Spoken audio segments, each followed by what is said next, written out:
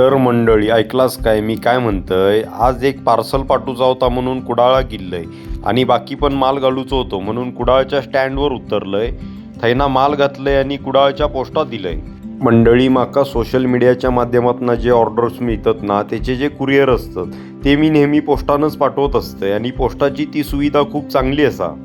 अर्धा किलोपासून 20 किलोपर्यंत तुम्ही कितीही माल पाठवा, अर्धा किलोच्या आतलो जरी असलो तरी तुमचा कुरिअर जातला.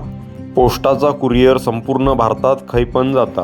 पोस्टाची एक सिस्टीम असा, ती सिस्टीम म्हणजे तुम्ही पाठवलेल्या मालाचा पेमेंट पण तुमका त्यांच्याकडनंच परत पाठी येता. ह्यो असा पोस्टाचो मनी ऑर्डर फॉर्म.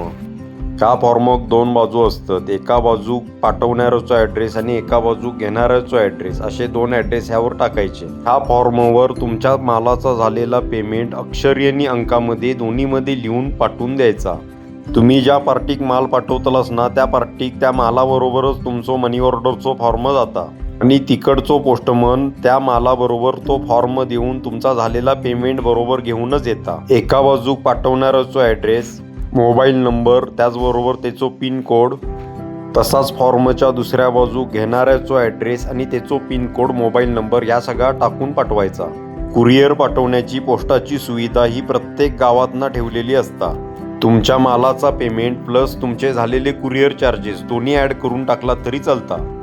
त्यानंतर बॉक्सवर दोन्हीकडचो ॲड्रेस टाकायचो.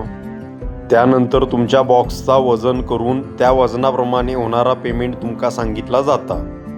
तसाच तुमचा पार्सल पाठवल्यावर रोज पार्सल तुमचा खैपर्यंत पोचला ह्याची अपडेट पाठवणाऱ्याक आणि घेणाऱ्याक त्याच्या मोबाईलवर येत असता.